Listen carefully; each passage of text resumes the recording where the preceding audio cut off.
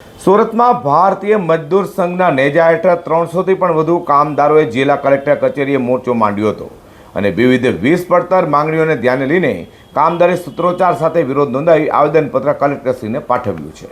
Surat collector કચેરીએ ભારતીય મજદૂર સંઘના નેજા હેઠળ 300થી પણ વધુ કામદારો પહોંચ્યા હતા અને સુરત કલેક્ટરશ્રીને આવેદનપત્ર આપી જણાવ્યું હતું કે પગાર વધારવા, પેન્શન યોજના ફરી શરૂ કરવા, કાયમી ભરતી કરવા અને કોન્ટ્રાક્ટ પ્રથા બંધ કરવા સહિતની વિવિધ માંગણીઓને લઈને ભારતીય મજદૂર સંઘ દ્વારા વિરોધ કરવામાં આવ્યો છે। કામદારોએ કેન્દ્ર સરકારના લેબર કોડ કાયદાનો પણ વિરોધ કર્યો હતો। કામદારોનો આક્ષેપ છે કે વધુ કામ કરવામાં આવે છે પરંતુ તેની સામે યોગ્ય મહેનતાણું આપવામાં આવતું નથી।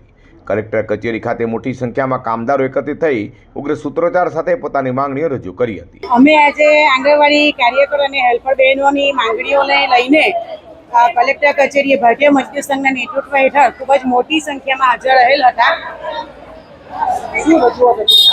અમારા મુખ્યત્વે 5 પ્રશ્નો હતા। એ મુખ્ય 5 પ્રશ્નો લઈને આજરોજ આવ્યા હતા। સૌથી પહેલો પ્રશ્ન એ હતો કે આંગણવાડી બહેનોને લઘુત્તમ વેતનમાં સમાવેશ કરવો। બીજો પ્રશ્ન જે હતો તો આંગણવાડી બહેનોને આંગણવાડી સિવાયની અન્ય કોઈ પણ કામગીરી સોંપવી નહીં। ત્રીજો પ્રશ્ન એ છે કે આંગણવાડી કાર્યકર હેલ્પર બહેનોને સિનિયોરિટી મુજબ પ્રમોશન મળવું જોઈએ, તેના માટે યોજના બનાવવી જોઈએ। ચોથો પ્રશ્ન એ છે કે આંગણવાડી બહેનોને આંગણવાડી સિવાયની અન્ય કોઈ પ્રવૃત્તિઓ કરાવવી જોઈએ નહીં।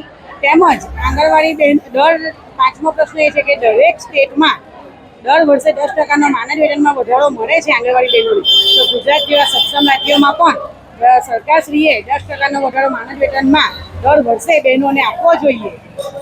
અને પાંચમો પ્રશ્ન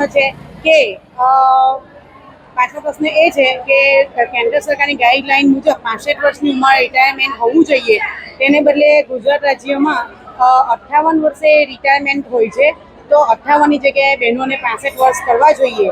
આ મુખ્ય 5 માંગણીઓ લઈને આજે અમે ખૂબ જ મોટી સંખ્યામાં હાજર રહેલ છીએ। તો ભારતીય મજદૂર સંઘે આગામી દિવસોમાં માંગણીઓનો ઉકેલ નહીં આવે તો ગાંધી ચિંધ્યા માર્ગે વધુ ઉગ્ર આંદોલન કરવાની પણ ચીમકી ઉચ્ચારી છે।